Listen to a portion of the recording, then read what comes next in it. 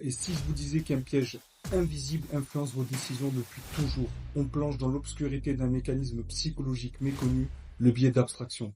C'est ce mécanisme insidieux où notre cerveau préfère des idées générales plutôt que de s'attarder sur les détails concrets. Ça paraît inoffensif, mais en réalité cette tendance peut nous faire surévaluer des projets irréalistes, minimiser des risques ou nous lancer dans des décisions impulsives. Je vais vous montrer comment l'utiliser à votre avantage dans la vente, l'amour, et on verra comment une personnalité s'en est servie avec brio.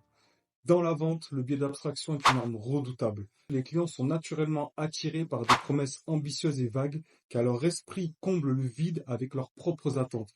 Par exemple, si vous dites cette méthode garantit un succès incroyable, les gens vont interpréter succès selon leurs propres rêves sans jamais se demander les détails.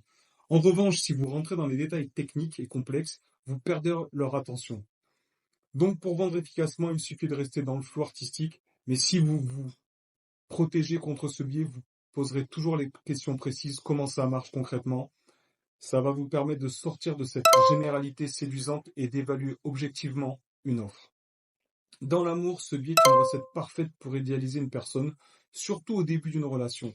Vous avez déjà peut-être entendu dire que c'est quelqu'un qui est parfait pour vous, elle a tout ce que je recherche. Mais concrètement, qu'est-ce que ça veut dire? Souvent, on projette nos propres désirs sur l'autre sans même vraiment la connaître.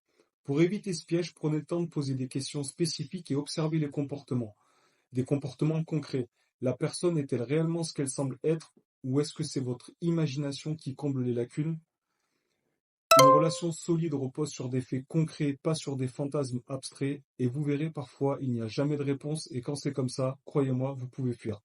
Maintenant, prenons l'exemple d'un personnage célèbre, Steve Jobs, le maître de l'abstraction. Lorsqu'il présentait les produits Apple, il ne s'attardait jamais sur les détails techniques, il parlait de réinventer le téléphone, de créer une expérience magique, et c'est tout. Le public captivé, imaginez des appareils révolutionnaires avant même qu'ils nous disent de quoi il s'agisse réellement. Cette stratégie jouait sur ce biais en laissant des zones floues. Steve Jobs permettait à chacun de se projeter par rapport à ses attentes et du coup le produit est encore plus désirable. Alors, prêt à découvrir comment ce biais influence d'autres aspects de votre vie? Dans la prochaine vidéo, on explorera une facette de la psychologie humaine et croyez-moi, vous ne verrez jamais plus vos choix de la même manière. Apprends en vendant en cliquant sur le lien.